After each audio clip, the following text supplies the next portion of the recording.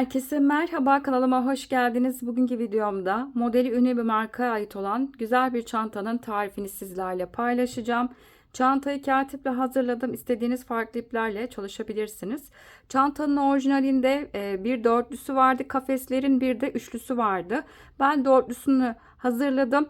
Burada daha küçük yapmak isterseniz çantanızı, yani üçlü olarak yapmak isterseniz video içerisinde nasıl küçük yapmanız gerektiği ile ilgili detaylı bilgiler paylaştım. Bunu da belirtmek istiyorum. Harika bir model. Bakın şöyle modeli de göstermek istiyorum. Önce uzun bir dikdörtgen parça örüyoruz. Daha sonra yan kısımlar, iki parça yan kısımları ördükten sonra birleştirmemizi tamamlıyoruz. Daha sonra da yine örgüden kulpunu hazırladık. Bu şekilde çantamız. Çok şık, güzel bir çanta. İçi de bu şekilde. İçine astar yapıp orta kapanma yerine çıt çıt da dikilebilir. Bu şekilde çantamızın yakından görünüşü. Videomuza geçmeden önce sizlere küçük bir hatırlatma yapmak istiyorum. Kanalıma abone olmak ücretsizdir. Ücretsiz olarak kanalıma abone olabilirsiniz. Instagram adresinden beni takip etmek isterseniz videoların açıklama kısmına linkini ekliyorum. Oradan tıklayarak ulaşabilirsiniz. Yaptığınız çantaları Instagram adresinden beni etiketleyerek gönderirseniz çok sevinirim. Videolarımı beğenmeyi ve yorumlarınızı bırakmayı unutmayın lütfen. Şimdi çantanın yapımına geçelim. Çantamızı örmek için gerekli malzemelerimiz natural renk kağıt ipi kullanacağım.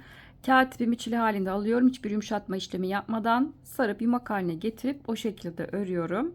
Ve tığ numaramızda 3,5 milimlik bir tığ kullanacağız. İpimi aldım. İlk burada zincir çekerek başlayacağız. Ben 60 tane sık iğne üzerine modelimi kuracağım. O yüzden 61 tane sık iğnem olacak. İlk birincisini kilit yaptım. Bunu zincirden saymıyorum. Ve toplamda burada 61 tane zincirim olacak. 1, 2, 3 zincirimi çekip geliyorum. 61 tane zincirimi çektim. Şimdi zincirimin düz tarafı görünüşü bu şekilde. Zincirin arka tarafını çevirdim. Şimdi zincirlerin arkasında duran bakın tek çıkıntı ilmekler var. Bunlara batacağız. Şimdi zincirin arkasını çevirdim. Hemen bir önceki 60. zincirin içine battım. İlmek çıkarttım. Tığımda 2 ilmek var. İkisini bir ördüm. Bu şekilde ilk sık iğnemi yapmış oldum. Bir sonraki zincir boşluğuna batıp ikinci sık iğnemi yaptım. Bu şekilde zincir boşluklarına batıp sıra sonuna kadar sık iğnemizi yapalım. Sıramın sonuna geldim. Şimdi son zincir boşluğuna buraya 60. sık iğnemi yapmış oldum. Şimdi bir üst sıraya çıkacağım. Burada zincirsiz dönüş sağlayacağız. İlmek uzatıyorum kenarda. Örgümün arkasını çevirdim. İlk önce uzattığım ilmeğin dibindeki boşluğa batıp 2 ilmeğin ikisini ördüm. İlk sık iğnemi yapmış oldum. Şimdi bir sonraki boşluğa ikinci sık iğnemi yaptım. Bu sırada her bir sık iğne boşluklarına birer tane batıp sıra sonuna kadar tekrar sık iğnemizi yapalım. Sıramın sonuna doğru geliyorum. Son bakın kenarda bir tane boşluğum kaldı. Son 60. sık iğnemi bu noktaya yapmış oldum. Şimdi bir üst sıraya çıkacağız. Kenarda zincirsiz dönüş sağlayacağız. Daha kenar düzgün olması için ilmek uzattım. Örgümün arkasını çevirdim. Şimdi 3. sıraya geçtik. İlk önce ilmeğin dibindeki ilk boşluğa batıp buraya ilk sık iğnemi yapmış oldum. Yine bu sırada her bir sık iğne boşluklarına birer defa batıp bu şekilde örmeye devam edeceğiz. Sıra sonuna kadar gelelim, sık iğnemizi yapalım. En son kenarda son 60. sık iğnemizi bu noktaya yapacağız. Tekrar ilmek uzatıp örgümüzün arkasını çevirip ilk önce uzattığın ilmeğimizin dip noktasındaki boşluktan itibaren birer tane sık iğne yapmaya devam edeceğiz. Bu şekilde ileri geri sık iğnelerimizi tamamlayacağız. Sizlere en son ne kadar ördüğümün bilgisini paylaşacağım. Sıramı ben tamamladım. Çantanın taban kısmını bitirdik. Şimdi sizlere kaç sıra gittiğimin bilgisini paylaşacağım. 2, 4, 6, 8, 10, 12, 14, 16, 18, 20, 22 ve 24. Tam 24 sıra ördüm. Sizlere aynı zamanda ölçüsünü de vermek istiyorum. Eni 35 santim ve derinlikte 15 santimde derinlik var. Şimdi 24. sırayı tamamladıktan sonra kenarda hafif ilmeğimi uzattım. Tekrar örgümün arkasını çevirdim. En son 24. sıra sık iğnenin ters tarafı bize bakmış olacak. Şimdi buraya sıranın sonuna kadar ilmek kaydırma yapacağım. Hemen ilk boşluğa, ilmeğin dibindeki boşluğa battım. İlmek çıkarttım ve diğer tığdaki bekleyen ilmekten içinden çıkardım. Bu şekilde ilk birinci ilmek kaydırmamı yaptım. Şimdi hemen yanındaki sık iğne boşluğuna batıp ilmek çıkarttım ve diğer ilmeğin içinden çıkarttım. Bir sonraki boşluğa battım. İlmek çıkartıp tığdaki bekleyen ilmekten çıkartıp ilmek kaydırma yaptım. Bu şekilde her boşluğa batıp ilmek kaydırma yapacağız. Bu şekilde devam edeceğiz. Bakın diğer ilmekten çıkarttım.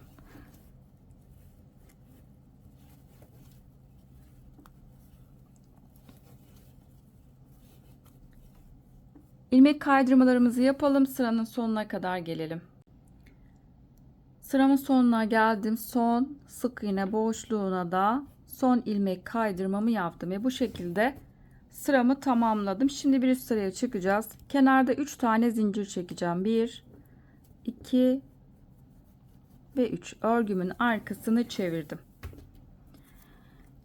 Şimdi sizlere önden batacağımız noktaları göstereceğim. Şimdi bizim önden bakınca bakın bir tane bu şekilde bir başağımız var. İlmek kaydırma yaptığımız için bir de bakın üstünde duran bir tane daha başak var. Bir öndeki başak, bir de arkadaki başak. Arkadaki başağın bakın üstündeki ilmeği alıyorum ve tam onun önünde bakın kısa bir ilmek daha var. Başağın üstteki ilmekle ve onun önündeki ilmeğin ikisini birlikte alıp o şekilde öreceğim. Şimdi tekrar bakın üstteki başağın tam üstündeki ilmeği aldım. Bakın şöyle çevirdiğim zaman üstteki ilmeğin hemen önünde bir tane daha ilmek var. Onun ikisini birlikte alıyorum. Bakın bir sonraki üstteki duran başak var. Onun üstündeki tek ilmeği alıyorum ve onun önünde bir tane daha kısa bir ilmek var. Bunun ikisini birlikte alıp o şekilde öreceğiz. Şimdi başlayalım. Tığın üzerine ipimi doladım. Biz burada 3 tane zincir çekmiştik.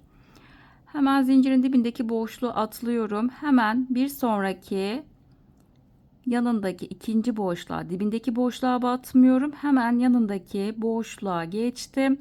Bakın üstteki duran bizim başak var. Onun üstteki başağın tek kanadını alıyorum. Bakın üstündeki tek kanadını aldım ve onun önündeki kısa ilmeği birlikte aldım. Şimdi ilmek çıkarttım. Tığımda 3 ilmek var. Önce ikisini bir ördüm. Tığda kalan 2 ilmeğin ikisini ördüm. Bu şekilde bir tane ikili trabzan yaptım. Bakın şöyle önden baktığımız zaman bizim burada bir başak ve bir tane de tek çizgi görünüyor. Bu şekilde görünecek. Kafeslerimizi oluşturmak için arada bir tane zincir çektim. Tığın üzerine ipimi doladım.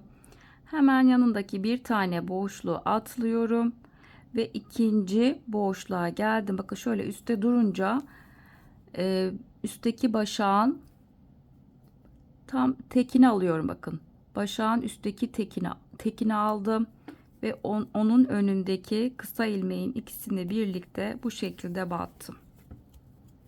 Tekrar buraya önce ikisini bir çıkarttım. Tığda kalan 2 ilmeği çıkarttım.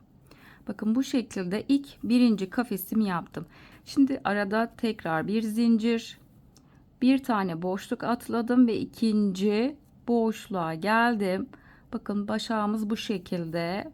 Onun tek kanadını alacağım. Üstteki duran tek kanadı ve onun önündeki bir tane daha kısa ilmek var. Onun ikisini birlikte aldım. Tekrar bir tane daha ikili trabzan yaptım.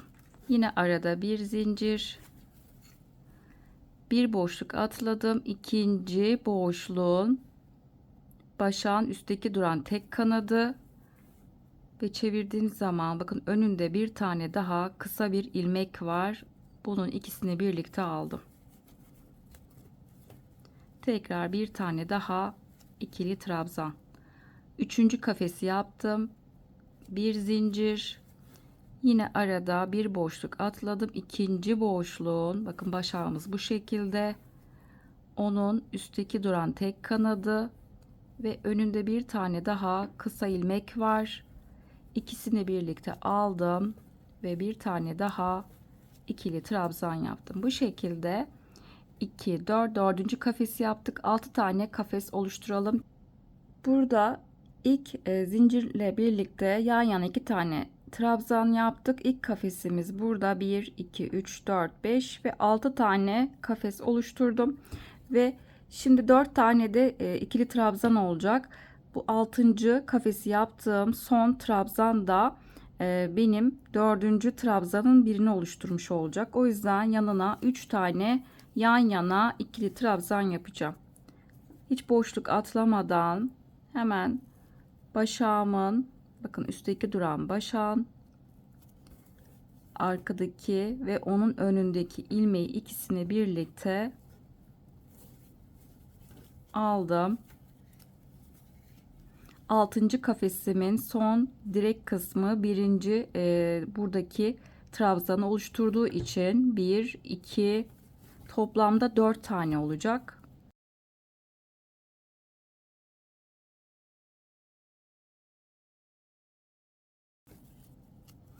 3 tane oldu. Son bir tane daha yapacağım. Bakın şu şekilde çevirdiğim zaman üstteki arkadaki tek ilmek ve onun önündeki ilmeğe battım. Ve 4 tane ikili trabzan oldu. Şimdi tekrar kafes kısmını oluşturacağız. Bir tane arada zincir çekeceğim. Yine bir boşluk atladıktan sonra ikinci boşluğun içine batacağım. İlk kafesimi bu şekilde oluşturdum. Şimdi devam ediyorum. Toplamda yine 6 tane burada kafes olacak. Bir tekrar arada bir boşluk bırakıyorum.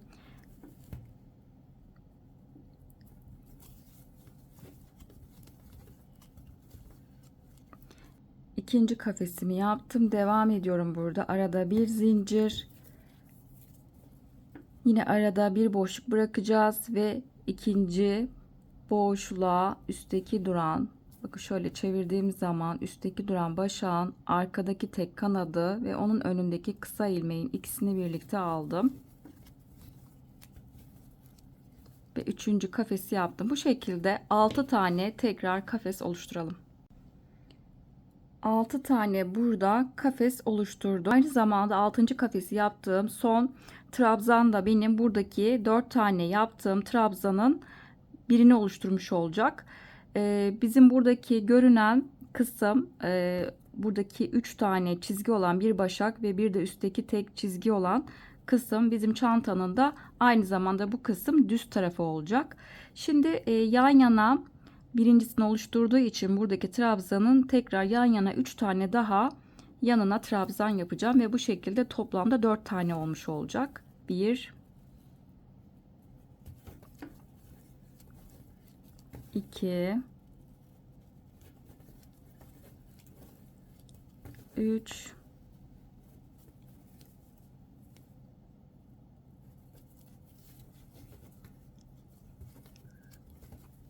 ve 4.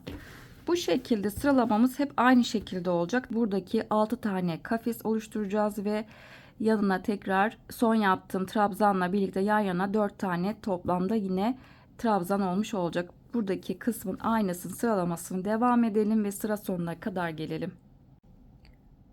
Sıramın sonuna geldim ve sıra başında baştaki çektiğimiz 3 zincirle birlikte yanına bir tane daha 2 trabzan yapmıştım. Yani başta 2 tane trabzanımız var.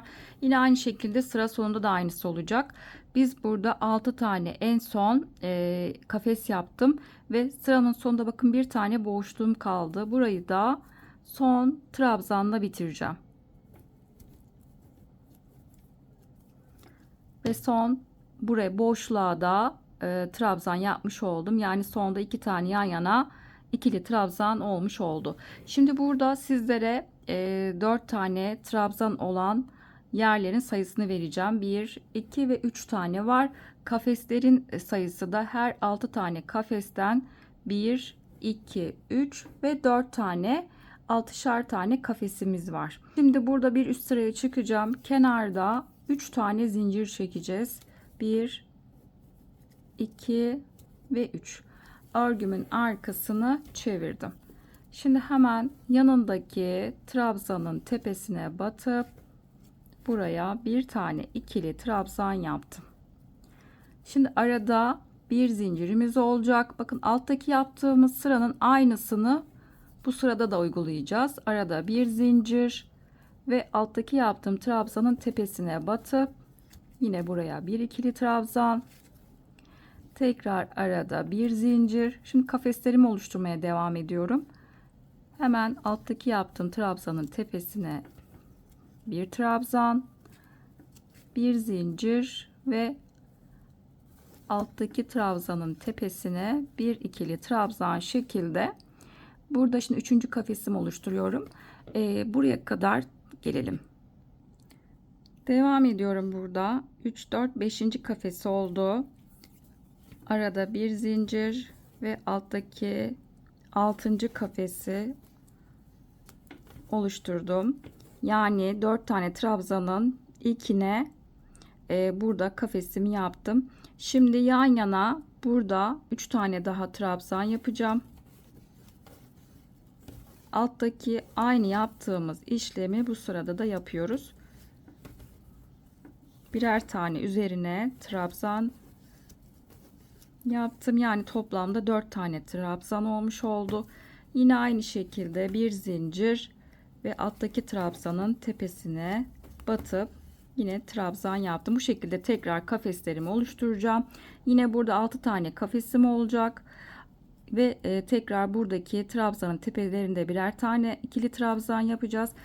Buradaki aynı işlemin aynısını devam ettirelim ve sıranın sonuna kadar gelelim. Sıramın sonuna geldim. 6 tane burada en son kafes yaptım. Alttaki sıranın aynısını yapmış olduk. Şimdi kenarda bir önceki sırada 3 tane zincir vardı.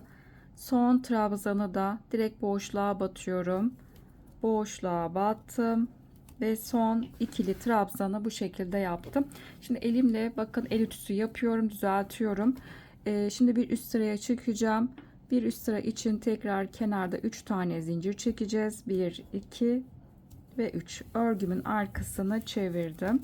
Şimdi yine aynı alttaki yaptığımız sıraların aynısını yapacağız. Hemen yanındaki trabzanın tepesine battım ve buraya ilk ikili trabzanı yapmış oldum. Şimdi buradaki 6 tane kafes ve 4 tane burada trabzan, 6 kafes, 4 trabzan şekilde ilerleyeceğiz.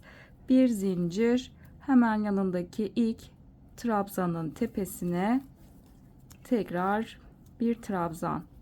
Bu şekilde devam edelim. Alttaki sıranın aynısını yapalım. 6 tane kafes oluşturduktan sonra yine bunların üzerine birer tane trabzan, 6 kafes, trabzanların üzerine tekrar trabzan gelecek şekilde sıra sonuna geleceğiz. Tekrar sıranın sonunda 6 kafes yaptıktan sonra sıranın sonunda zincir boşluğunu araya son ikili trabzanı yaptıktan sonra sıramız hep aynı şekilde olacak. Toplamda biz şimdi ikinci sırayı tamamladık. Üçüncü sıraya geçmiştik. 4 sıra olacak şekilde bu kısmı tamamlayalım. Sıramı tamamladım. 4 sıra aynı sırayı tekrar ettik. Şimdi yeni sıraya geçiyorum. Yeni sıra için kenarda 3 tane zincir çekeceğim. 1, 2 ve 3. Örgümün arkasını çevirdim. Şimdi ilk önce yanındaki trabzanın tepesine bir tane trabzan, kafes boşluğuna geldim. Bir zincirlik boşluğa buraya bir tane ikili trabzan ve şimdi trabzanın tepesine yine buraya bir ikili trabzan. Şimdi tekrar bir zincirlik boşluğa geldim. Bir zincirlik boşluğa bir trabzan, trabzanın tepesine bir trabzan şekilde ilerleyeceğiz. Tekrar bir zincirlik boşluğa bir tane, trabzanın tepesine bir tane olacak şekilde buradaki bizim 4 tane trabzan noktasına kadar gelelim. Trabzanlı bölüme doğru geliyorum. Bir zincirlik boşluğa bir tane. Şimdi 4 tane burada trabzan var. Bunların da tepelerine birer tane trabzan yapacağım.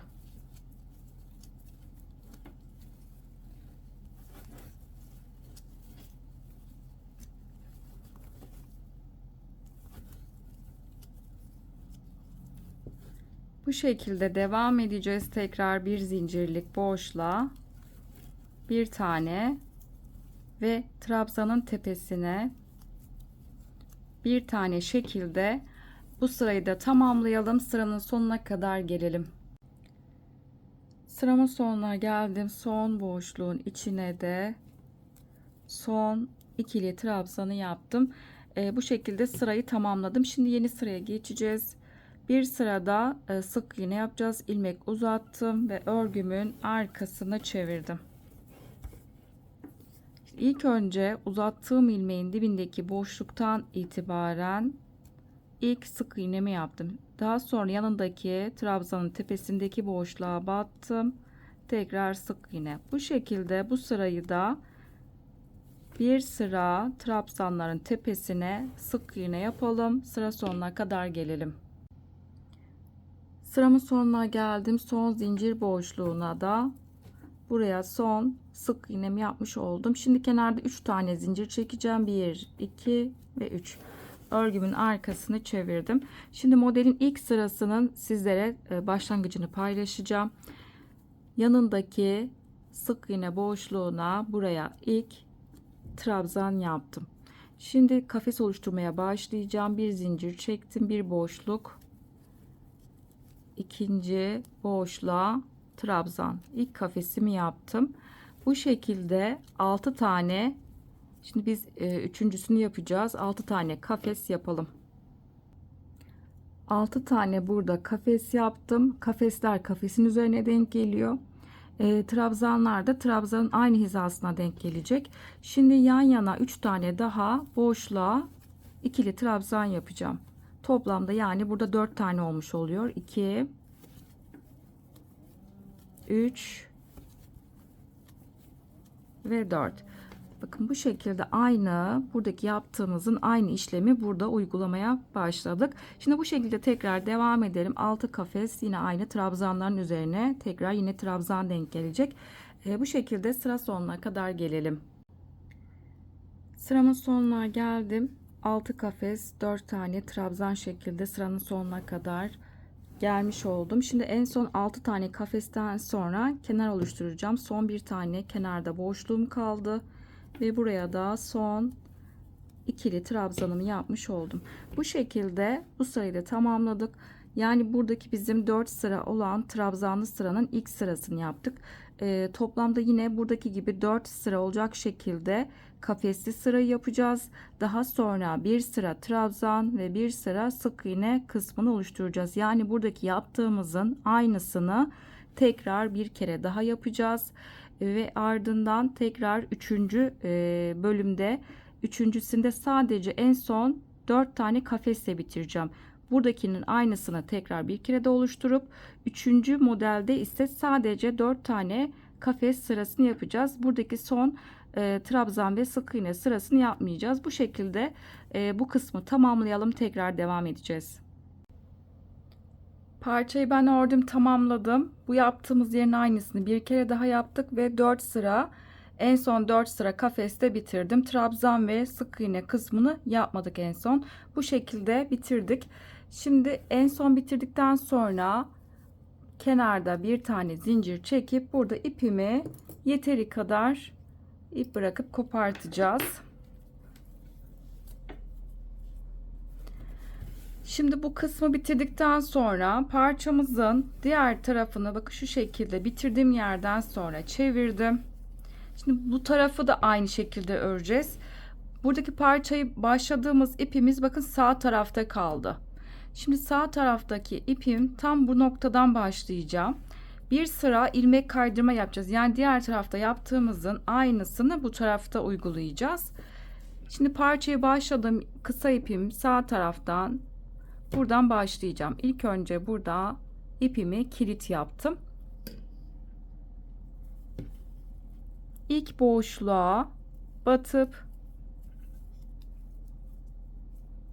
ilmek çıkarttım. Bakın tığdaki ilmekten burada ipimi çıkartmış oldum. Şimdi tekrar yanındaki boşluğa battım. İlmek çıkarttım ve diğer ilmekten kaydırdım. Bu şekilde bir sıra boşluklara batıp ilmek kaydırma yapacağız.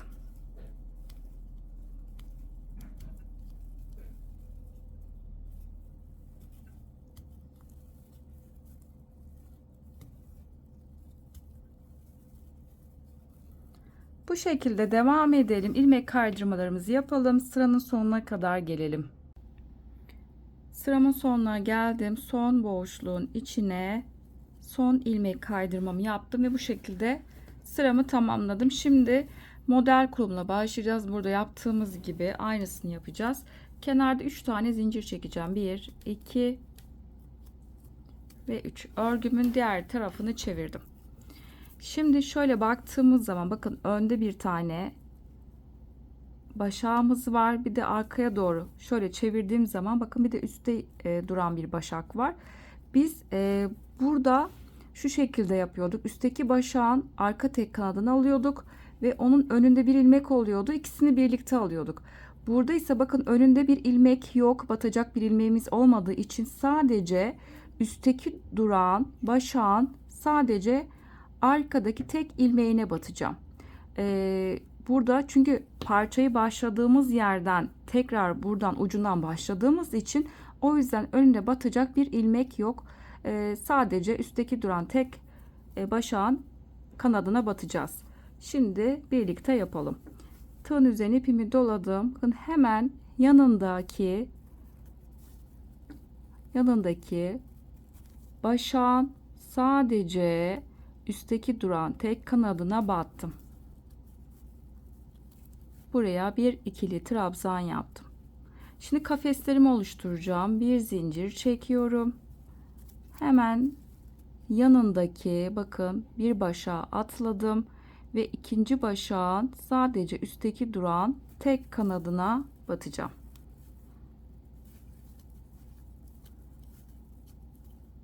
Birinci kafes, tekrar bir zincir. Şöyle çevirdiğim zaman bakın üstteki yanındaki başağa atladım ve ikinci başağın üstteki duran tek kanadına battım. İkinci kafes. Bu şekilde toplamda 6 tane kafesimiz olacak. Bakın bir tanesini atladım. Üstteki duran tek kanadına tekrar trabzan yaptım. Bu şekilde devam edelim. 6 tane kafes oluşturalım. Şimdi burada kafeslerimi sayıyorum. 2, 4 ve 6 tane kafesim oldu. Şimdi yanına 3 tane daha boşluk atlamadan trabzan yapacağım. Hep arka tek kanatlarına batıyorum başakların. 1 2 ve 3. Buradaki kafesin yaptığımız trabzanla da 4 tane olmuş oldu. Bu şekilde tekrar devam edeceğim. Bir zincir, yanındaki başağın bir tanesini atladım ve ikincisinin arka tek kanadına batıp birinci kafesi yaptım. Bu şekilde 6 tane kafes, 4 tane trabzan şekilde sıra sonuna kadar gelelim. Sıramın sonuna doğru geliyorum. Tekrar buradaki birinci sıranın aynısının modelini uyguladım. Şimdi en son 6 tane kafes yaptım ve kenarda son bir tane boşluğum kaldı. Buraya tekrar arkadaki duran başağın arka tek kanadına batıp buraya son trabzanı yaptım. Bu şekilde bu sırayı tamamladık. Buradaki yaptığımız kısmın aynısını yine bu tarafta da uygulayacağız. Daha sonra ikinci sıraya başlayacağız. Kenarda 3 tane zincir çekip örgümüzün arkasını çevireceğiz. Tekrar yanındaki trabzanın tepesine bir trabzan, tekrar burada 6 tane kafes, trabzanların üzerine birer tane şekilde buradaki yaptığımız yerin aynısını bu tarafta da yapalım. Tekrar kaldığımız yerden devam edeceğiz. Parçamı ben ördüm, tamamladım. Bir önceki biz yaptığımız tarafta 3 blok yapmıştık. Ben çantayı bir blok daha boyunu arttırdım. Bunu da belirtmek istiyorum. Çantanın orijinalinde de hem üçlü olan, daha küçük olan çanta vardı. 3 bloklu, bir de 4 blok olan çanta var. Ben biraz daha çantanın büyük olmasını istedim ve 4 blok olarak çantayı yaptım. Diğer tarafı da 3 blok yaptığım kısmı da tekrar devam ettim. 4 blok olarak tamamladım. En son burada 4. blok yaptığımız zaman da 4 sıra kafeste bitirdim. Bakın en son trabzan kısmını yapmadım. Bu şekilde bu kısmı tamamlamış oldum. İki tarafı da aynı modeli uyguladık. Şimdi sırada çantanın yan parçalarını öreceğiz. Çanta ikiye katladıktan sonra bakın şöyle göstermek istiyorum. İki tarafa gelecek şekilde iki tane yan parça öreceğiz. Şimdi onun yapılışını paylaşacağım. Ben yan parçanın bir tanesini ördüm. Bunu da şu şekilde ayarlamasını yaptım. Çantanın taban kısmını burada bizim 24 sıra sık iğnemiz vardı. 3. sık iğneden itibaren 1, 2, 3. sık iğne işaretleyici taktım. Aynı diğer tarafa da aynısını uyguladım. Ve burada yanlarda yine 2 tane sık iğne olduktan sonra aradaki kafes sayı, ben 8 tane kafes ayarladım. Buraya 8 tane kafes sığdı. Onu da belirtmek istedim. Bu şekilde 8 tane kafes ve uzunluk olarak da şu şekilde hesaplamasını yaptım. Ne kadar öreceğimizi de. Bakın şöyle saydığım zaman her iki sık iğne bir kafes sırası olacağı için ilk önce burada kafeslerimiz sayısını belirliyorum. Ondan sonra bakın trabzan sırası da bir kafes. 2 sıra sık iğnede bir kafes olacağı için bu şekilde toplamda saydığım zaman bakın buradaki sık iğne sırası 2 sıra sık iğne bir kafes.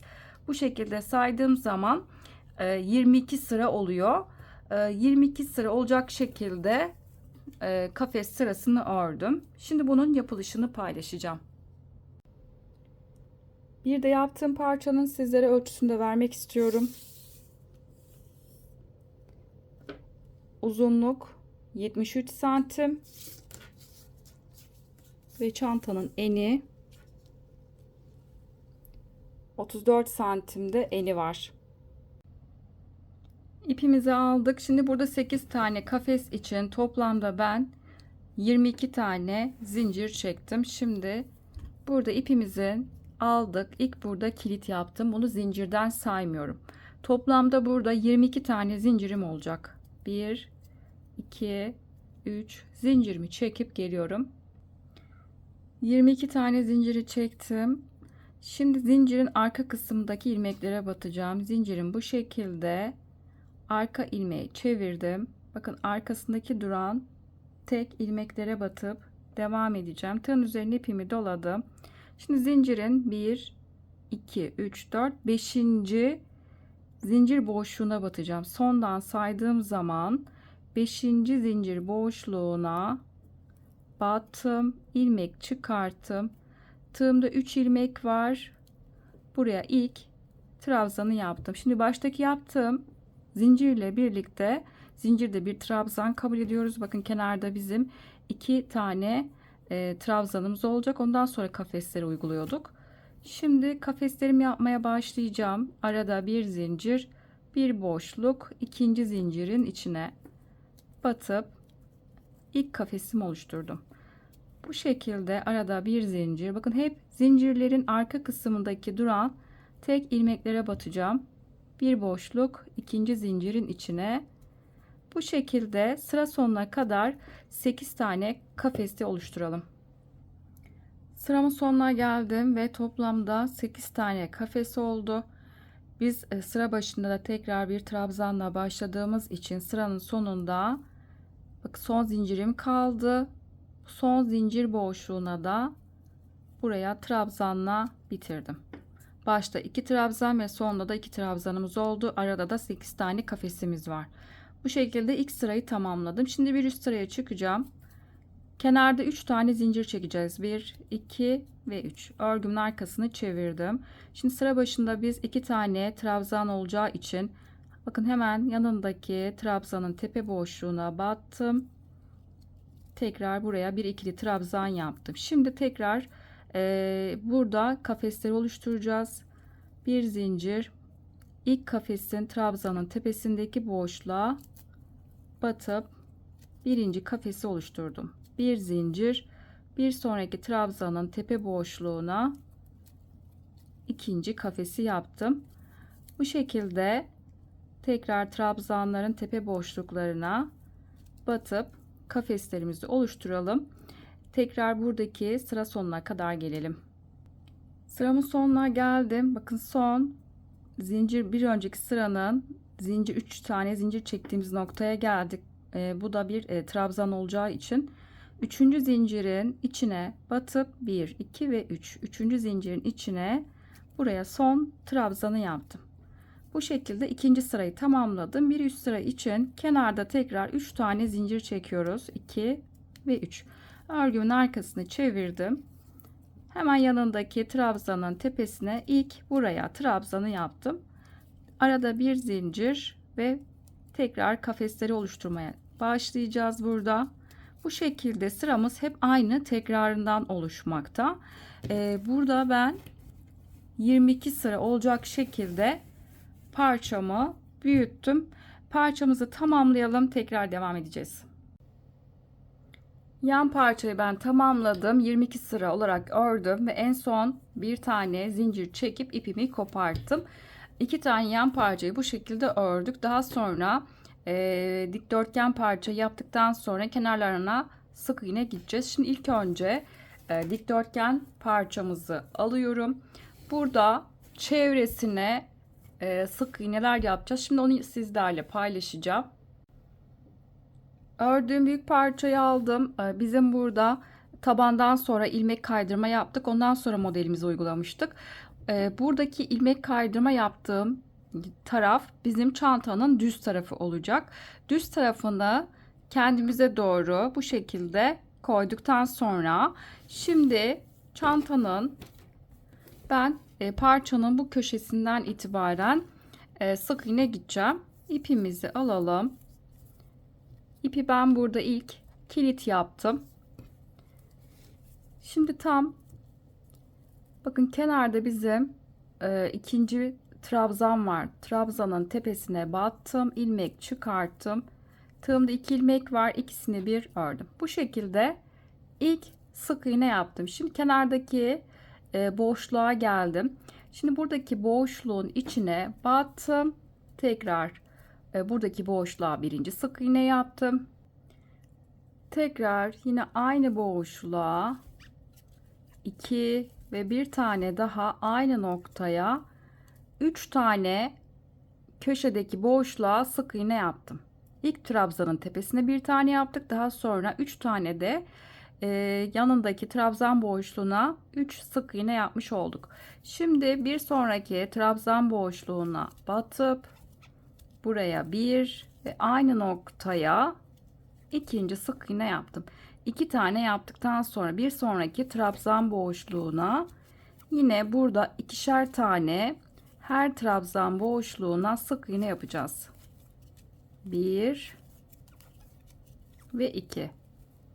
Bak şimdi sık iğne kısmına geldim. Buraya bir tane. Tekrar kenarda trabzan var. Trabzan boşluğuna 1 ve 2. Tekrar trabzan boşluğuna geldim. 1 2. Bu şekilde trabzan boşluklarına ikişer tane yapacağız. Sık iğnenin kenarına bir tane, tekrar trabzan boşluğuna ikişer tane şekilde devam edelim. Sık iğne yapalım.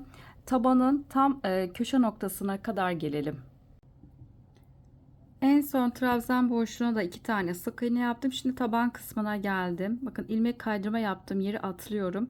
Hemen dibindeki ilk sık iğnenin boşluğunun kenarındaki boşluğa batıp tekrar sık iğne.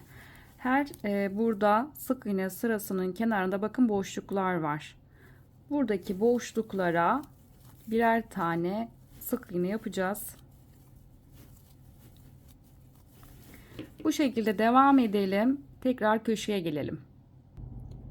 Köşeye geldim. Son sık iğnenin kenarındaki boşluğa battım. Son sık iğnemi buraya yaptım. Şimdi tekrar ilmek kaydırma yerine batmıyorum. Bir sonraki trabzan boşluğuna yine diğer kenarda yaptığımız gibi ikişer tane boşluklara sık iğne yapacağız. Bu şekilde devam edelim. İkişer tane sık iğne yapalım. Köşeye kadar gelelim. Diğer köşeye geldim. Şimdi burada 3 tane aynı noktaya sık iğne yapacağız. 1 2 3 tane sık iğne yapmış oldum. Şimdi hemen yanındaki trabzanın tepesine battım. Buraya bir sık iğne. Şimdi tekrar aradaki bir zincirlik boşluğa bir tane, trabzanın tepesine bir tane şekilde çantanın ağız kısmını da bu şekilde yapacağız.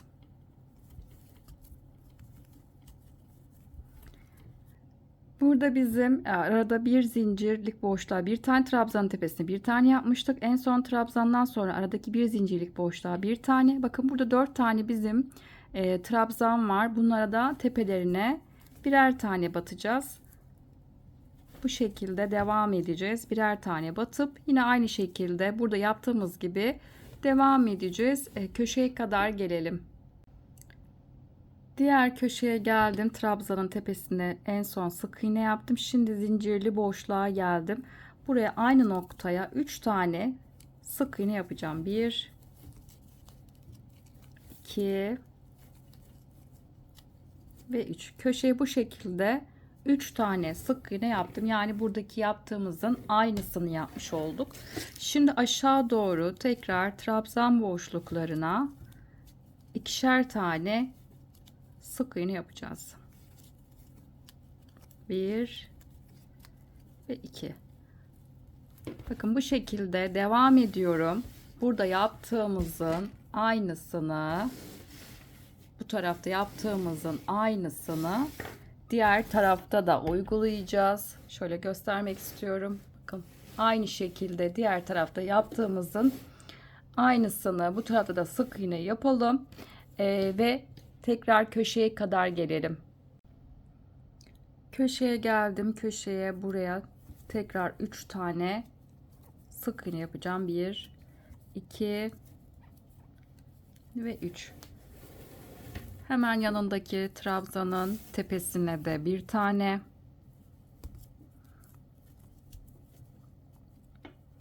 Bir zincirlik boşluğa bir tane. Trabzanın tepesine bir tane şekilde çantanın alt kısmını diğer tarafta yaptığımız gibi şekilde tamamlayalım. Sıra sonuna kadar gelelim. Sıramın sonuna geldim. Şimdi biz ilk sıranın başında başlarken trabzanın tepesine bir tane ve köşedeki boşluğa 3 tane aynı noktaya sık iğne yapmıştık. Şimdi trabzanın tepesindeki ilk yaptığım sık iğneye battım. Burada ilmek kaydırma yapmayacağım. Direkt tekrar sık iğne ile başladım. Şimdi başlangıç noktam belli olması için buraya işaretleyici taktım. Şimdi bizim aynı noktaya 3 tane burada sık iğne yapmıştık. Tam ortadaki ikinci sık iğneye gelince buraya aynı noktaya 3 tane sık iğne yapacağız. Buradan arttırmamı yapacağım. Şimdi ortadaki sık iğneye gelinceye kadar bir tane daha yaptım. Şimdi ortadaki sık iğneye geldim ve buraya 1, 2 ve 3. Aynı noktaya 3 tane sık iğne yaptım. Şimdi bundan sonra yanındaki sık iğneden itibaren birer tane sık iğne yaparak ilerleyeceğiz. Burada arttırmamı yaptım. Devam edelim. Birer tane sık iğne yapalım. Diğer köşeye kadar gelelim. Diğer köşeye geldim. Arttırma yapacağımız noktaya geldik. Şimdi bizim burada köşede 3 tane sık iğne var. Tam ikincisine arttırmamı bu noktadan yapacağım. Bakın 3 tane burada sık iğnenin bir ve ikincisine tam ortadaki sık iğnenin içine 3 tane aynı noktaya sık iğne yapacağız. 2 ve 3. Köşeyi bu şekilde döndük ve yanından itibaren tekrar birer tane sık iğne yaparak ilerleyeceğiz. Bu şekilde devam edelim. Birer tane sık iğne yapalım. Çantanın diğer ağız kısmının diğer köşe noktasına geldiğimiz zaman yine burada 3 tane köşede sık iğne var. Tam ortadaki ikinci sık iğnenin içine tekrar aynı noktaya 3 tane sık iğne yapacağız. Ardından tekrar birer tane yanından itibaren sık iğne yaparak ilerledikten sonra diğer çantanın diğer köşesine geldiğimiz zaman yine burada ortadaki sık iğnenin içine yine 3 tane aynı noktaya sık iğne yapacağız. Artırmamızı yaptıktan sonra birer tane tekrar sık iğne yapalım. Bizim burada bakın işaretleyici takmıştım başlangıç noktama. Gelelim. Başlangıç noktama geldim. Şimdi biz işaretleyici takmıştık başlangıç noktamıza. 2 sıra sık iğne gittik. Şimdi 3. sıraya başlayacağız. 3. sıra yaparken yine aynı 2. sırada yaptığımızın birebir aynısını yapacağız. Bizim köşede arttırdığımız yani aynı noktaya 3 tane sık iğne yapmıştık. Ortadaki ikinci sık iğneye tekrar aynı noktaya 3 tane sık iğne yapacağız. Bu sırada da 3. sırada ikinci sıranın aynı birebir aynısını uygulayacağız. Şimdi devam ediyorum. 3. sıraya geçtim. Arttırma yapacağım. Noktaya kadar birer tane sık iğne yapacağım. Bakın biz burada aynı noktaya 3 tane sık iğne yaptık. Ortadaki ikinci sık iğnenin içine buraya aynı noktaya 3 tane sık iğne yapacağım. 2 ve 3.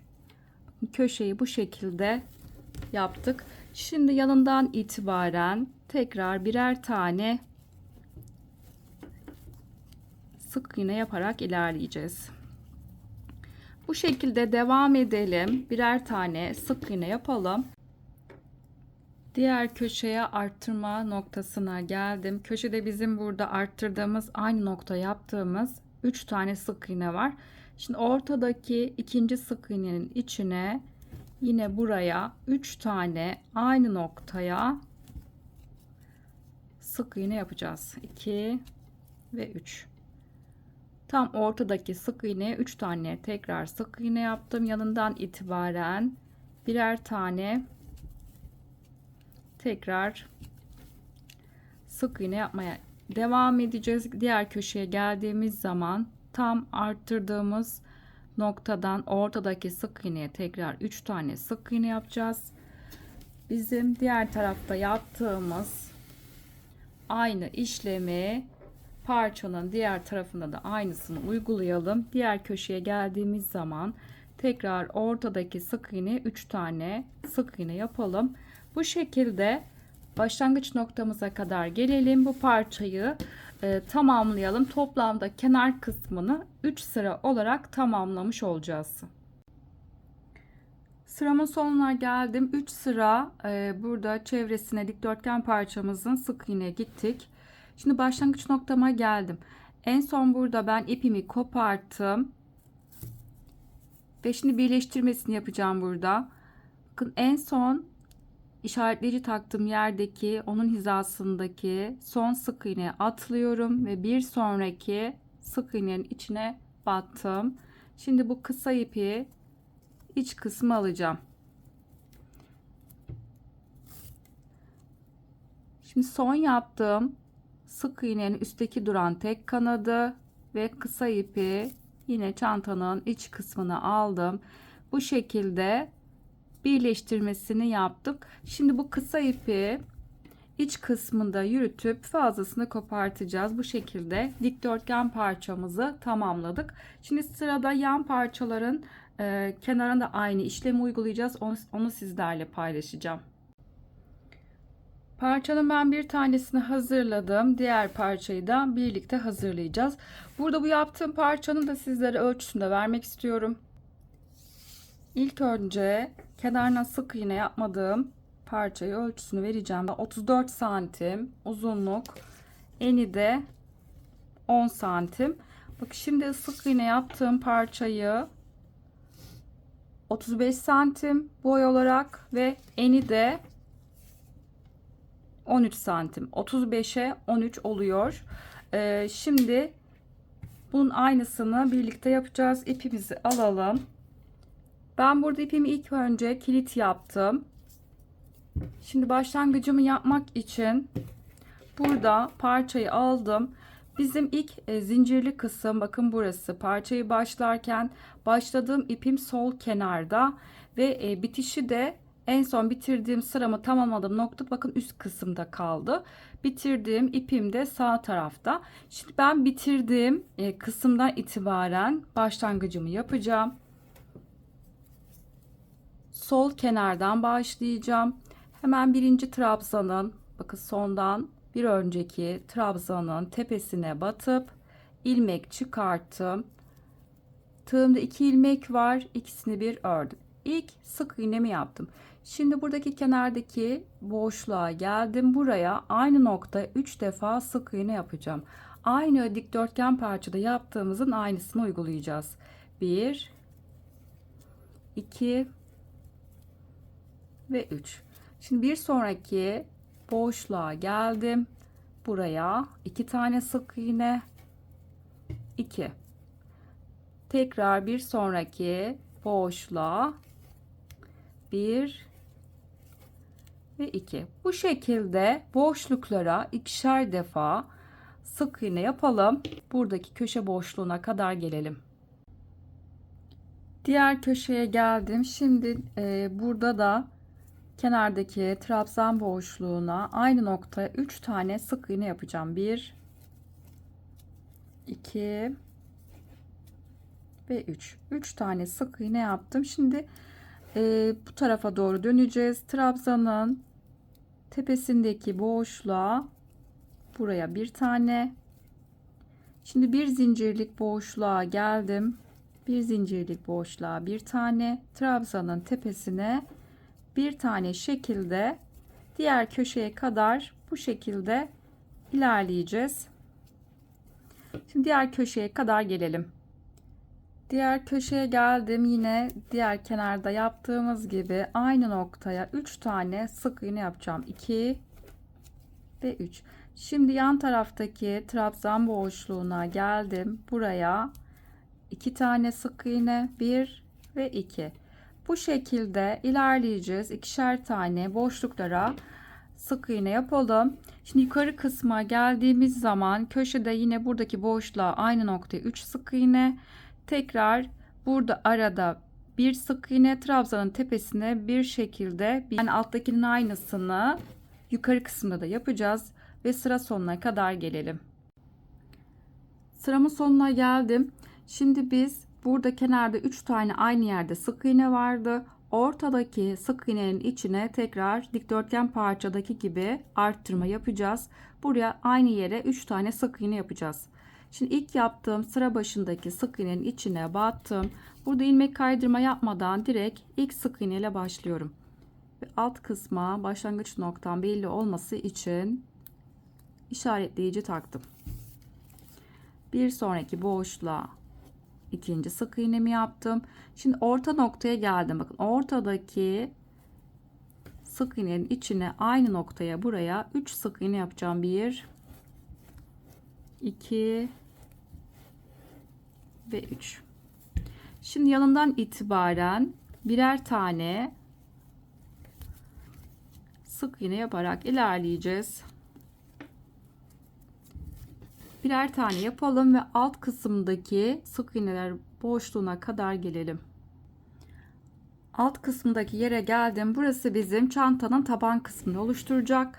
İşaretleyici taktığım yerde çantanın ağız kısmını oluşturacak. Taban kısmında köşe oluşturmayacağız. O yüzden burada bizim 3 tane sık iğne vardı. Tepelerine birer tane artırma yapmadan birer tane boşluklara sık iğne yapacağız. Buradaki köşelere taban kısmını oluşturacağı için arttırma yapmadan ilerleyeceğiz. Birer tane boşluklara sık iğne yapacağız. Diğer köşeye geldiğimiz zaman da birer tane tepe boşluklarına sık iğne yapacağız ve yukarı doğru ilerleyeceğiz. Ve bizim buradaki çantanın ağız kısmındaki diğer köşe noktasına geldiğimiz zaman burada bir arttırma yapacağız. Buraya kadar gelelim. Şimdi diğer köşeye geldim. Çantanın ağız kısmındaki sağ taraftaki köşeye geldim. Burada ortadaki sık iğnenin içine buraya 3 tane sık iğne yapacağız. 1 2 ve 3. İlk biz başlarken de arttırma yapmıştık. Sadece çantanın ağız kısmında arttırma yapacağız. Taban kısmında arttırma yapmayacağız. Şimdi yanından itibaren tekrar birer tane sık iğne yaparak başlangıç noktamıza kadar gelelim. Başlangıç noktama geldim. Şimdi biz köşede 3 tane sık iğne yapmıştık. Aynı nokta yine ortadaki boşluğa kadar birer tane sık iğne yapacağız. Yine ortadaki sık iğnenin içine yine arttırma yapacağız. Şimdi birer tane sık iğne yapacağım ortadaki boşluğa gelinceye kadar. Şimdi biz 3. sıraya geçtik. 2 3 tane sık iğne. Şimdi orta noktaya geldim. Ortadaki sık iğnenin içine 1 2 ve 3 aynı noktaya 3 tane sık iğne yaptım. Şimdi yanından itibaren birer tane sık iğne yaparak ilerleyeceğiz. Arttırmamı yaptım köşede. Birer tane sık iğne yapalım ve taban kısmının köşe noktasına kadar gelelim. Taban kısmının ilk köşesine geldim. Buraya arttırma yapmayacağız. Direkt her sık iğne boşluğuna birer defa batıp sık iğnelerimizi oluşturacağız. Sadece çantanın ağız kısmındaki köşelerde sık iğne yapacağız, arttırma yapacağız. Taban kısmında hiç arttırma yapmayacağız. Birer tane sık iğneler yapalım ve ta ki çantanın ağız kısmındaki sağ taraftaki köşeye kadar gelelim. Şimdi arttırma yerimize gelmiş olduk. 3 tane burada sık iğne var. Ortadaki sık iğnenin içine aynı noktaya 3 tane sık iğne yapacağım. 1 2 ve 3. Şimdi yanından itibaren birer tane tekrar sık iğne yapmaya devam edeceğiz. Ta ki başlangıç noktamıza kadar gelelim. Sıramı tamamladım. İpimi burada koparttım. Şimdi en son sık iğneye atlıyorum ve bir sonraki boşluğa tığımı batıp şimdi bu kısa ipi iç kısma aldım. Şimdi son yaptığım sık iğnenin de üstteki duran tek kanadına batıp tekrar bu kısa ipi iç kısma aldım ve bu şekilde birleştirmemizi yaptık. Kısa ipimizi aralarda yürütelim ve daha sonra Parçalarımızı bitirdikten sonra ben buharlı ütü yapacağım. Tek tek parçalarımı hepsini ütüleyeceğim. Ardından parçalarımızın birleştirmesini paylaşacağım. Yan parçaları birleştirmek için ilk önce ördüğümüz dikdörtgen parçayı aldık. Burada biz sık iğneyi bitirdikten sonra, yani çantanın tabanını bitirdikten sonra kenarına iki tarafa ilmek kaydırma yaptıktan sonra biz modeli kurmaya başlamıştık. Buradaki ilmek kaydırma yaptığımız noktalar bizim çantanın düz tarafı olacak.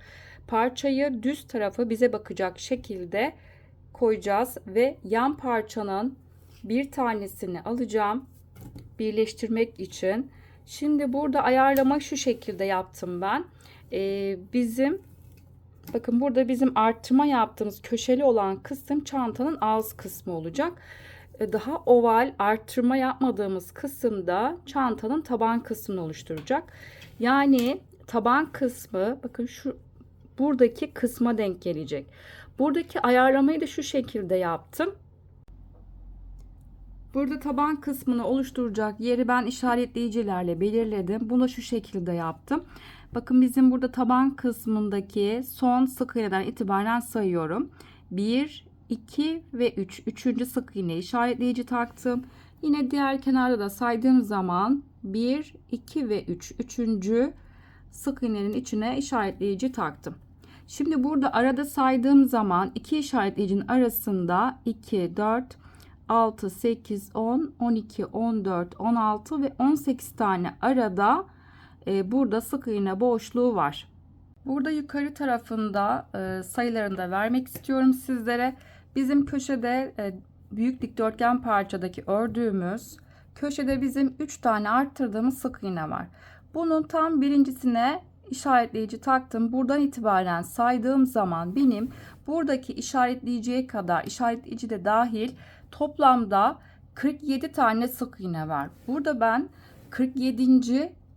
Sık iğnenin içine işaretleyici taktım. Yani buradaki parçamla benim buradaki köşede bizim 3 tane sık iğnemiz var. Birincisinden itibaren saydığım zaman 47. sık iğnenin içine işaretleyici taktım. İki tarafta da yine aynı işlemi uyguladım. Birinci sık iğneden itibaren arttırma yaptım. Birinci sık iğneden itibaren köşeye kadar saydım ve 47. sık iğnenin içine işaretleyici taktım. Aynı şekilde diğer tarafa da aynısını birinci sık iğneden itibaren saydığım zaman 47. sık iğneye işaretleyici takmış oldum. Yani burada bizim kenarda 3. sık iğne, iki tarafta da 3. sık iğneye denk geliyor. Burası bizim taban kısmını birleştireceğim nokta olacak. Şimdi burada birleştirme parçanın bir tanesini birleştirmeye başlayalım. Parçaları birleştirmek için uzun dikdörtgen parçanın düz tarafına bize bakacak şekilde koyacağız. Yan parçayı da yine düz tarafı, bakın sık iğnenin kenarına çerçeve yapmıştık. Burası sık iğnenin düz tarafı, parçanın düz kısmı olacak. İki tane parçanın düz tarafları bize bakacak şekilde koydum. Ve burada çantamızın, bakın ikiye katladığım zaman sol kenardan itibaren burada başlangıcımı yapacağım. Sol kenardan itibaren birleştirme yapıp diğer tarafa doğru birleştirmemizi tamamlayacağız. Daha sonra diğer tarafı yapacağız. Şimdi sol kenardan itibaren başlangıcımı yapmak için parçamı aldım. Burada benim işaretleyici takmıştım. Bakın artırma yaptığım nokta. Birincisinden itibaren burada diğer yan parçadaki arttırma yaptığım 3 tane burada sık iğne var. Diğerinin de birincisinden itibaren buradan itibaren birleştirmemi yapmaya başlayacağım. İpimi aldım. Burada dikdörtgen parçanın sol kenarından işaretleyicinin olduğu yeri çıkartacağım. Birinci sık iğneye battım. Arttırma yaptığım nokta ve yan parçada birinci sık iğne arttırma yaptığım boşluğa birinci sık iğneye battım. İlmek çıkarttım. Tığımda 2 ilmek var. İkisini bir ördüm. İlk sık iğne yapmış oldum. Şimdi yanındaki boşluğa geçtim ve yan parçada hemen bir yanındaki sık iğnenin içine battım. Tekrar burada ikinci sık iğnemi yaptım. Burada karşılıklı sık iğne boşluklarına batacağız. Bir yanındaki üçüncü boşluğa geçtim. Yan parçada battığım noktaya batmıyorum. Hemen yanındaki sık iğne boşluğuna geçtim. Burada aynı boşluğa batmıyoruz. Bu sık iğne sayılarımız aynı olduğu için birer tane batıp o şekilde birleştirmemizi yapacağız. Battığım nokta burası. Bir yanındaki boşluğa geçtim. Tekrar sık iğne. Bu şekilde birer tane sık iğne yaparak ilerleyeceğiz.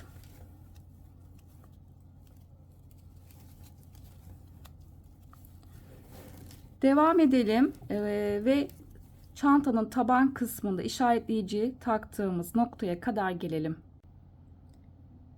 Çantanın taban kısmının köşesine geldim. Burada işaretleyicilerimi çıkartacağım.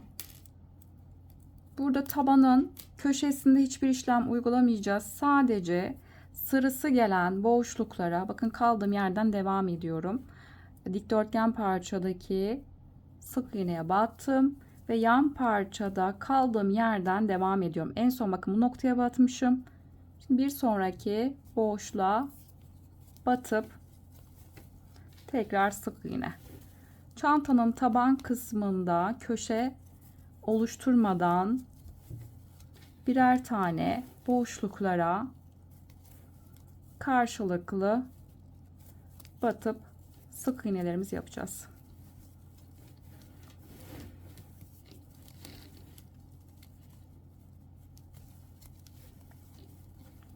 Bu şekilde devam edelim. Çantanın diğer köşesine kadar gelelim. Tabanın diğer köşesine geldim. Eğer burada ilmek sayınız artarsa fazla olan ilmek sayınızda tabanı yaparken burada yedirtebilirsiniz. Şimdi diğer köşeye geldim. İşaretleyicileri çıkartacağım. Yine aynı diğer tarafta yaptığımız gibi sırası gelen boşluklara batıp birer tane sık iğne yaparak ilerleyeceğim.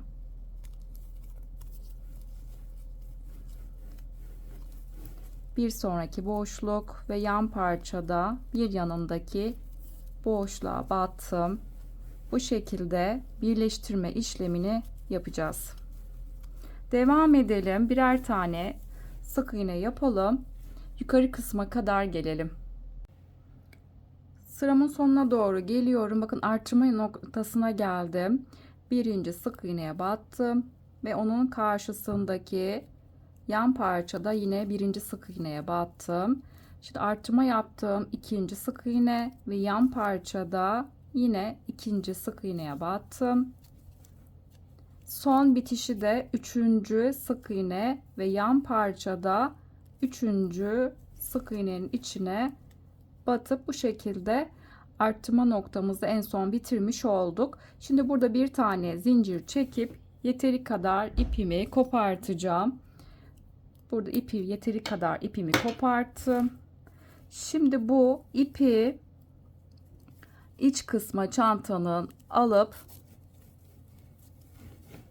aralardan yürüteceğim ipimi. Şimdi diğer tarafı birleştirmesini yapacağız. Diğer yan parçanın birleştirmesini yapmak için diğer tarafta yaptığımız aynı işlemi bu tarafta uygulayacağız. Yine burada tabanda 3. sık iğne işaretleyici taktım iki tarafa. Daha sonra burada bizim arttırma yaptığımız 3 tane sık iğne var. Burada birincisine işaretleyici taktım. Diğer tarafta buradan saydığım zamansa 3. sık iğneye diğer tarafta işaretleyici takmış oldum. Yani burada 47 tane sık iğne var. Diğer tarafta da yine aynı şekilde 47 tane sık iğne var. Şimdi yan parçayı aldım. Taban kısmı oval olan kısım tam işaretleyicilerin olduğu yer birbirine denk gelecek. İlk önce parçayı birleştirirken diğer tarafta yaptığımızın aynı işlemi uygulayacağız. Düz tarafları bize bakacak şekilde parçayı koyduk. Yan parçanın da düz tarafı bize bakacak. Birbirinin üzerine koydum, bakın düz tarafı ve büyük parçanın düz tarafı, altına parçamı koydum. Yani ters tarafları içte kalmış olacak. Şimdi burada işaretleyici taktığım noktadan itibaren yan parçanın da yine aynı şekilde buradan saydığım zaman 1 2 3. yukarıdaki yani sık iğnenin içine burada şöyle sol kenardan itibaren buradan başlayacağım birleştirme yapmaya. Bakın iki işaretleyicinin olduğu yere kadar geldikten sonra taban kısmı için döneceğiz. Tabanda hiç köşe oluşturmadığımız için birer tane sırası gelen boşluklara batıp aynı diğer tarafta yaptığımız işlemin aynısını bu parçayı birleştirirken aynısını yapacağız. Daha sonra tekrar devam edeceğiz. Yukarı doğru birer tane sık iğne yapacağız ve buradaki 3. sık iğneye ben burada işaretleyici takmıştım. Yine yan parçanın da 1 2 3 artırma yaptım. 3. sık iğneye işaretleyici taktım. Yukarı kadar birleştirmemizi tamamlayalım. Tekrar devam edeceğiz. Çantanın yan parçaların birleştirmesini tamamladım. Bakın şöyle sizlere de göstermek istiyorum. Muntazam bir birleştirme yaptık. Çantanın taban kısmı orijinalindeki gibi birebir aynısını yaptık.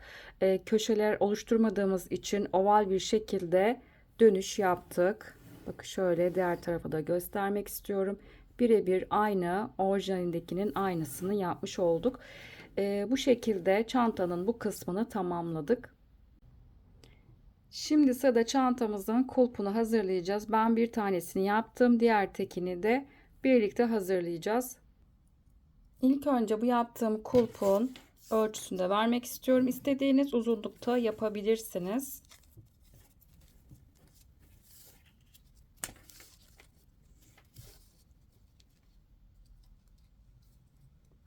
Kulpun uzunluğu 57 santim. Şimdi bir de enini de ölçmek istiyorum. 3 santimde eni var.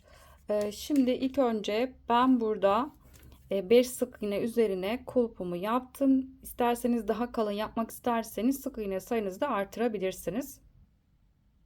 İpimi burada aldım. Çantaya dikmek için biraz ip bırakıyorum. Bu kadar yeterli. İlk burada kilit yaptım ve toplamda 6 tane zincir çekeceğim. 1 2 3 4 5 ve 6. Şimdi hemen yanındaki zincirin içine 5. zincirin içine battım, ilmek çıkarttım, tığımdaki 2 ilmeği ördüm, ilk sık iğneyi yaptım. Her zincir boşluğuna birer defa batıp bu şekilde sıra sonuna kadar geleceğiz. Bakın son zincir boşluğuna da buraya battım ve toplamda burada 5 tane sık iğne olmuş oldu. Şimdi bir üst sıraya çıkacağız. Kenarların daha düzgün olması için zincir çekmeyeceğim. Bakın hafif ilmeği uzatıyorum. Örgümün arkasını çevirdim. Şimdi bu uzattığım ilmeğin ilk dibindeki boşluğa batıp ilmek çıkarttım ve sık iğne yaptım. Şimdi bir sonraki boşluğa geçtim.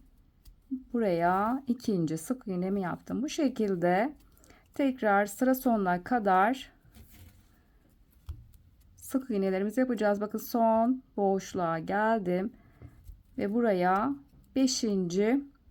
sık iğnemi yapmış oldum. Şimdi bir üst sıra için tekrar zincir çekmeyeceğim. Hafif ilmeği uzattım. Örgümün arkasını çevirdim. İlk önce uzattığım ilmeğin dibindeki boşluktan itibaren bu şekilde sıra sonuna kadar tekrar bizim 5 tane sık iğnemiz olmuş olacak. Bu şekilde tekrar ilmek uzatıp örgümüzün arkasını çevirip tekrar ilk boşluktan itibaren 5 tane sık iğnemizi ileri geri öreceğiz. Dediğim gibi ben burada 57 santim oluncaya kadar burada kulpumu büyüttüm. En son bitişi sizlerle paylaşacağım. Kulpumu 57 santim oluncaya kadar ördüm. Ben burada ipimi koparttım. Yeteri kadar ilk başta bizim bıraktığımız gibi çantaya dikmek için ip bırakmıştık. Yine aynı bitirirken de biraz ip bırakacağım. Çantaya dikmek için kullanacağız. Ve burada en son sıramı tamamladıktan sonra bir tane zincir çekip ve burada ipimi koparttıktan sonra ipimi çıkarttım. Bu şekilde kulpumuzu ördükten sonra şimdi bu kulpumuzu çantamıza dikeceğiz.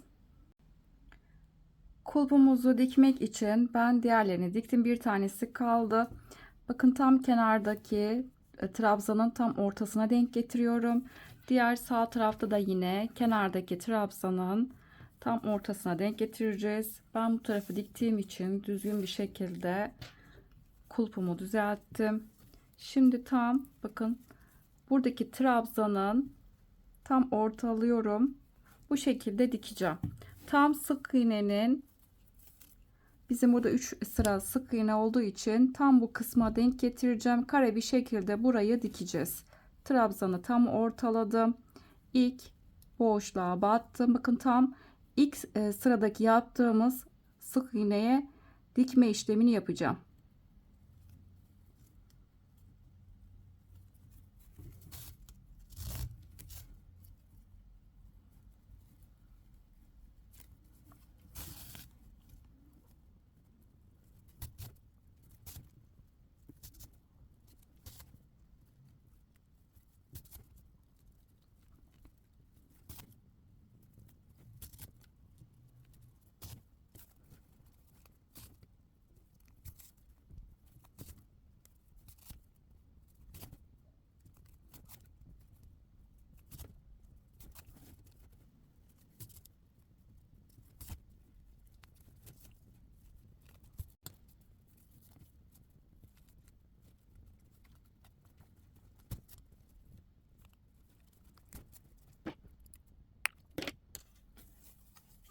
Kulpumuzu bu şekilde dikmiş olduk.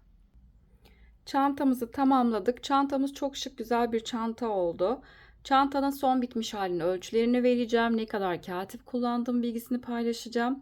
Ve aynı zamanda çantayı nasıl daha küçük yapabilirsiniz? Bununla da bilgiler paylaşacağım. Çantanın eni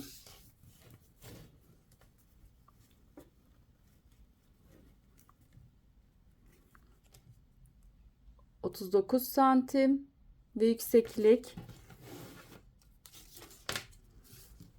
tabanla birlikte ölçüsünü paylaşacağım. Aşağıya kadar ölçtüğüm zaman 38 santimde yükseklik var. Toplamda ben 350 gram kağıt kullandım.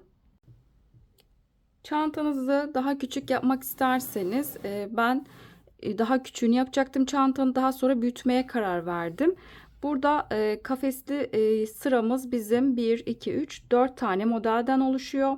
Daha küçüğünü yapmak için 3 tane model yaptıktan sonra bakın şuradaki bizim trabzanlı sırayı yapmayacağız. En son 3. modelden sonra, yani en son kafes sırasını bitirdikten sonra buradaki bizim yaptığımız 3 sıra kenar kısmı, çerçeve kısmı yapılacak. Buradakinin birebir aynısını bu 3 modelden sonra bu kısım uygulanacak ve ardından bir de şu farkı var. Yan parçayı biz yine aynı birebir aynı sayılarda başlayacağız. Kafes sayımız aynı olacak. Sadece yükseklik burası daha kısa olacağı için 22 sıra yerine 5 sıra burada daha eksik yapacağız. 17 sıra kafes sırası yaptıktan sonra birebir diğer kısımlar hep aynısı olacak. Yine 3 sıra buradaki anlattığım gibi birebir aynısı olacak. Birleştirme de aynı birebir aynısı olacak. Bu şekilde 17 sıra olarak buradaki kafes sırasını boy olarak biraz daha kısa yapılacak. Birebir diğer kısımlar aynı olacak. Birleştirme yaptıktan sonra yine kulpumuz da yine aynı. Bu şekilde daha küçük de yapabilirsiniz. Yapacakları şimdiden kolaylıklar diliyorum. Bir videonun daha sonuna geldik. Kanalıma abone olmak ücretsizdir.